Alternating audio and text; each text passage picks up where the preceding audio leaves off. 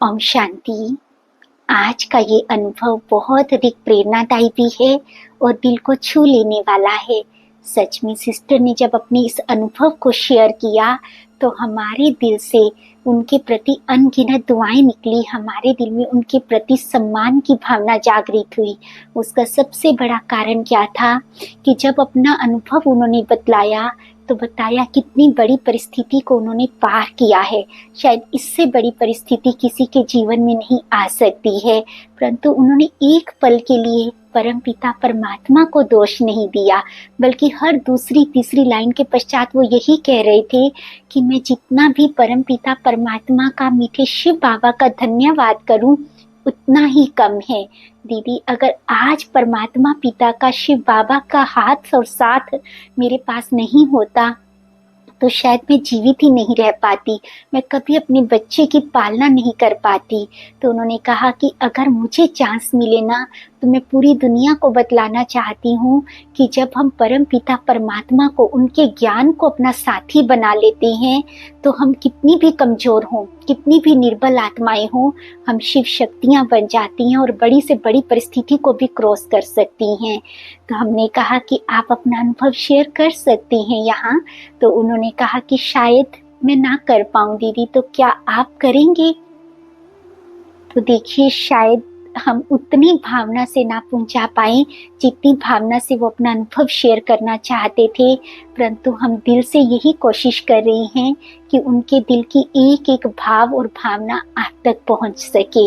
वास्तव में उनका ये जो अनुभव है ये एक सत्य घटना है।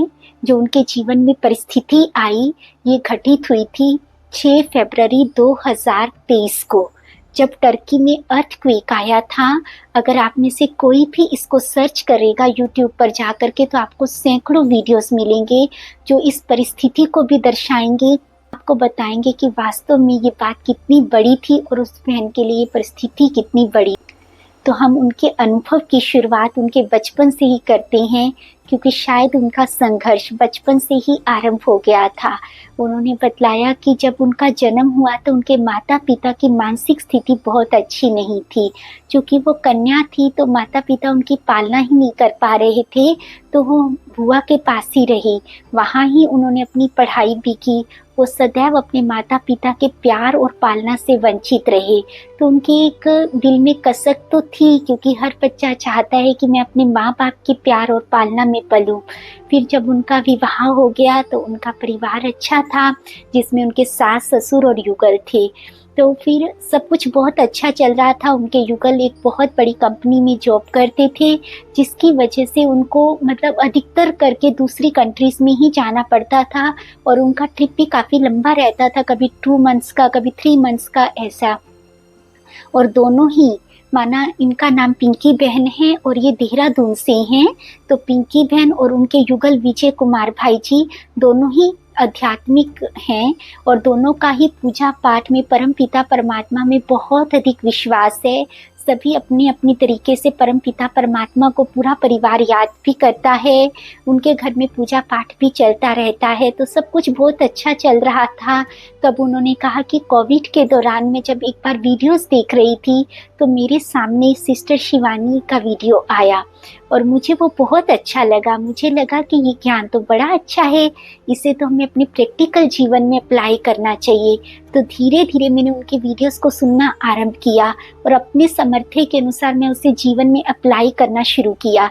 तो मैं अपने युगल को, माना वो कह रहे थे कि मैं विजय कुमार जी को भी हमेशा बतलाती रहती थी, तो उनका कोई खास इंटरेस्ट नहीं रहता था। उनको लगता था कि तुम्हें जो करना है तुम करो, मैं अपने जीवन में खुश हूँ। तो उन्होंने कहा कि जैसे शिवानी दीदी जी कहते हैं कि आपको 7 डेज रायोगा कोर्स करना चाहिए, तो उस समय मैंने ब्रह्मा बाबा का ही फोटो देखा था। तो मुझे ये लगता था कि जैसे सभी संस्थाओं में गुरु होते हैं तो शायद ये इनकी संस्था का गुरु है। अगर मैं इस संस्था में जाऊंगी तो मुझे भी गुरु को धारण करना होगा। तो इसलिए मैंने डिसाइड किया कि मैं ऑनलाइन ही 7 डेज रायोगा कोर्स करूंगी। तो फिर मैंने 7 डेज रायोगा कोर्स करना आरंभ किया। तो उन्होंने कहा कि फर्स्ट डे मुझे अच्छा लगा, परंतु जिस दिन बाबा का, माना परम पिता परमात्मा का परिचय आया, और वो दिन मेरे जीवन का सबसे सुंदर दिन था जब मुझे परमपिता परमात्मा का परिचय मिला, क्योंकि उस दिन मैंने जाना कि ब्रह्मा बाबा तो जस्ट उनके इंस्ट्रूमेंट हैं, परमपिता परमात्मा तो स्वयं निराकार ज्योतिर्बिंदु शिव परमपिता हैं। उन्होंने कहा, जैसे ही मैंने बाबा का परिचय सुना मुझे ये पता चला कि परमपिता परमात्मा स्वयं धरती पर आए हैं और ये उनके द्वारा दिया गया ही ज्ञान है। तो पता नहीं क्यों मेरी आंखों से इतने आंसू आने लगे। मुझे ये एहसास होने लगा कि जैसे मैं बहुत समय से बिछड़ी हुई थी, आज मैं अपने पिता को मिल गई। तो उन्होंने कहा, मुझे वो ज्ञान इतना अच्छा लगने लगा कि मैंने हर वक्त बस वीडियोस ही देखने लगी। और मैं कभी किसी भाई बहन का वीडियो देखती थी, कभी किसी भाई बहन का वीडियो देखती थी, और धीरे धीरे मैंने मुरली को भी सुनना आरंभ कर दिया। परंतु सब कुछ ऑनलाइन चल रहा था। धीरे धीरे मेरी दीदी से बातचीत होने लगी फ़ोन पर, लेकिन मैं कभी सेंटर नहीं गई, शायद मेरा अभी पार्ट नहीं था। तो उन्होंने कहा कि मैं मुरली भी सुन रही थी, ज्ञान को भी अप्लाई कर रही थी, लेकिन इतना सीरियसली मैंने कभी नहीं लिया, क्योंकि मैं अपने जीवन में मस्त थी। मुझे लग रहा था कि सब कुछ है ठीक है, साथ साथ ज्ञान भी चल रहा है और मैं जीवन का भी आनंद ले रही थी, तो मुझे सब कुछ ठीक लग रहा था। कहते हाँ, एक बार मैंने अपने युगल को अवश्य कहा था कि आप, वो कहीं बाहर गए हुए थे, कि आप सेंटर पर ज़रूर जाना। तब मेरी जिद थी तो वो सेंटर पर चले गए। तब उन्होंने, दीदी ने टोली दी होगी उनको और थोड़ा ज्ञान सुनाया होगा, टोली में ना प्रसाद। तब उन्होंने कहा कि, मेरे युगल ने कहा कि प्रसाद बहुत अच्छा था, मैं प्रसाद खा करके आ गया, परंतु वो जो सुना रहे थे वो मुझे कुछ समझ में नहीं आया। मैं तो अपनी भक्ति पूजा पाठ में ही खुश हूँ, तुझे जो सुनना है, तुझे जहाँ जाना है तू भल जा, लेकिन मुझे अपनी ही जगह ठीक है सब कुछ। तो उन्होंने कहा, उसके पश्चात थोड़े समय के बाद उनको कंपनी की तरफ से टर्की जाना हुआ।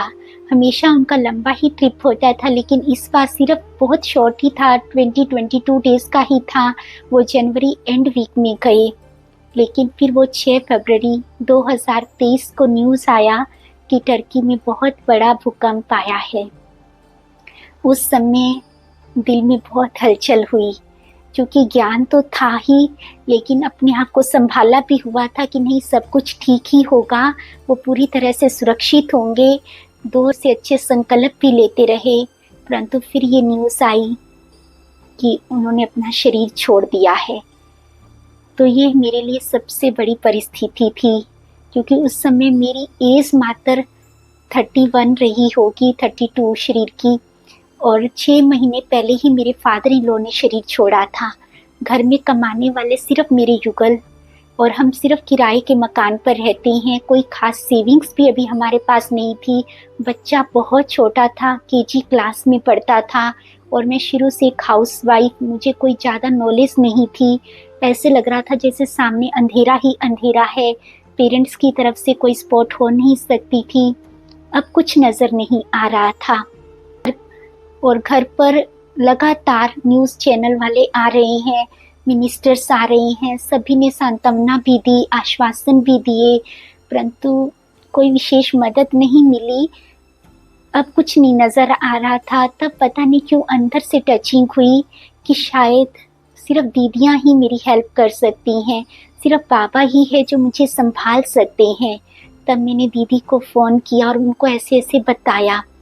तब दीदी ने मुझे बहुत प्यार किया, मुझे सांत्वना भी, और मुझे बहुत अच्छे से मेडिटेशन भी कराया। तब मैंने दीदी को कहा, दीदी मुझे अंदर से टचिंग हो रही है कि मुझे मतलब जाने वाली आत्मा के लिए भोग बाबा को स्वीकार कराना है, क्योंकि मैंने सुना था कि बाबा को भोग अवश्य स्वीकार कराना चाहिए ताकि जाने वाली आत्मा को शांति मिल सके। तब दीदी ने कहा, हाँ बिल्कुल, हम बाबा को भोग ऑफर करेंगे, तो आप ऐसे ऐसे क्लास में आ जाना। तब उन्होंने कहा कि मेरे युगल को शरीर छोड़े मात्र अभी 22 डेज हुए थे, और मैं पहली बार बाबा के घर मानस सेंटर गई थी, और मेरी आंखों से निरंतर आंसू ही बह रहे थे, क्योंकि चाह करके भी मैं भी अपने आप को संभाल नहीं पा रही थी। क्योंकि भले मैं ज्ञान को सुनती थी, परंतु अभी हमने अच्छी रीति धारण नहीं किया था, तो शायद मैं अभी इतनी ताकत नहीं आई थी मेरे अंदर। तो मेरी आंखों से निरंतर आंसू बह रहे थे। और जब दीदी बाबा के पास भोग लेकर के गए और जब वापस आए, माना जब गीत बंद हुआ, तब मुझे एक अलग अनुभव हुआ। मुझे ऐसा लगा जैसे दीदी की जगह मुझे विजय कुमार जी दिख रहे थे। तब उन्होंने कहा कि मैं उनके पास चल कर के गई और उन्होंने कहा कि जैसे वो मुझे बोल रहे थे कि तू जो कहती थी ना वो बिल्कुल ठीक है, ये बिल्कुल सच है कि परमपिता परमात्मा है और वो ही है जो तू बताती थी ना कि लाल प्रकाश की दुनिया है, ऐसा है। और उन्होंने कहा कि वही तुझे संभाल सकते हैं, तू जिस रास्ते से जुड़ी हुई है तू उसी से ही जुड़ी रहना और कभी भी इस रास्ते से अलग नहीं होना। और ये कह कर के जैसे उनका दिखना मुझे बंद हो गया। तब उस दिन के पश्चात बस मैंने इस ज्ञान को अच्छी रीति अपने जीवन में धारण करने का निर्णय ले लिया और फिर मैंने ये सोचा कि अब इस ज्ञान के आधार पर मैं सिर्फ बाबा को साथी बना करके ही अपनी लाइफ में आगे बढ़ूंगी। तब मैंने सबसे ये कहा कि आप सबकी सिंपैथी मेरे लिए बहुत अधिक महत्वपूर्ण है, परंतु अब मैं ये चाहती हूँ कि मैं अपने बच्चे की पालना कर सकूँ, तो मुझे प्लीज़ कोई जॉब दे दीजिए। क्योंकि मैं कभी भी किसी के आगे हाथ नहीं फैलाना चाहती थी, मैं कभी भी किसी की कोई भी ऐसे रहमत नहीं लेना चाहती थी, कुछ भी नहीं ऐसी मदद चाहती थी। मैं चाहती थी कि मैं अपने पाँवों पर खड़ी हूँ और मैं अपने बच्चे की पालना करूँ।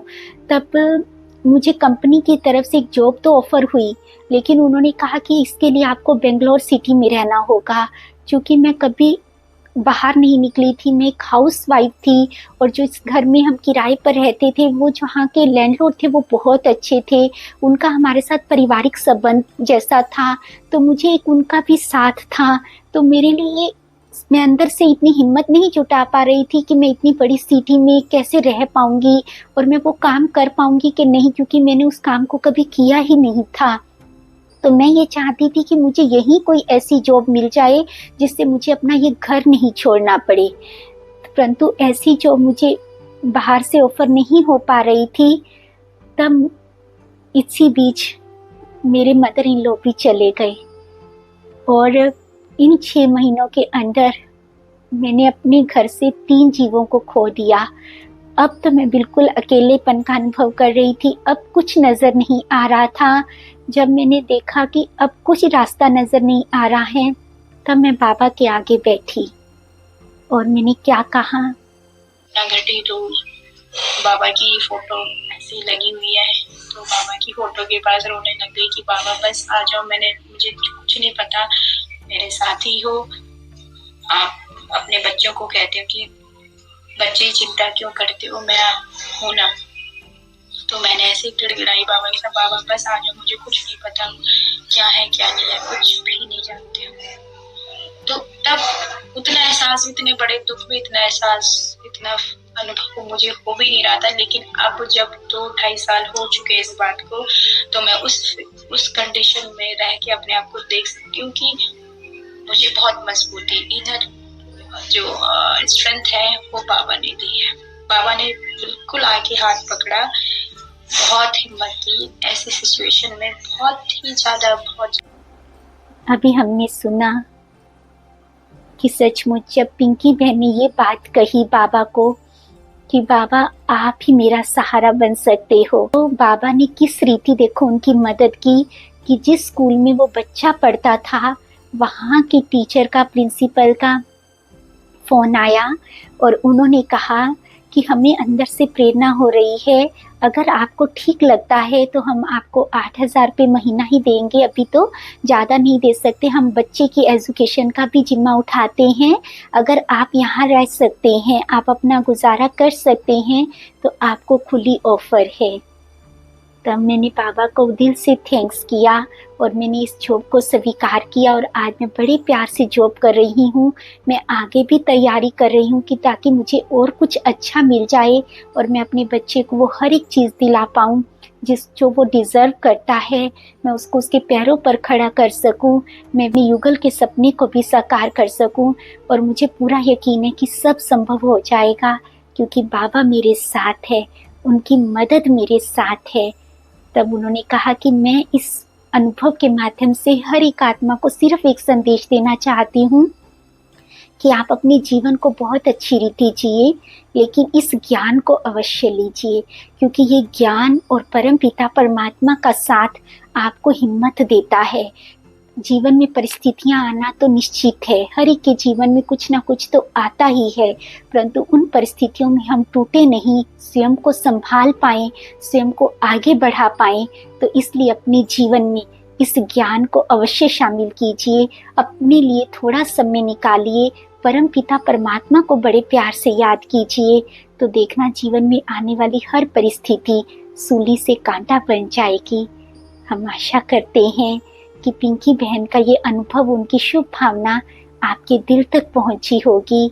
आपके दिल तक पहुंची है तो प्लीज़ आप सब उनको दिल से दुआ दीजिए कि वो आत्मा सदैव आगे बढ़ती रहे, परम पिता परमात्मा पर उनका निश्चय इसी प्रकार से अटूट रहे और वह अपने जीवन में सदैव सफलता को हासिल करें और अपने बच्चे की भी अच्छे से पालना कर पाएं। आप सबका दिन बहुत शुभ हो। आप सब परमपिता परमात्मा की याद में पलते रहें। इसी शुभ भावना और कामना के साथ ओम शांति।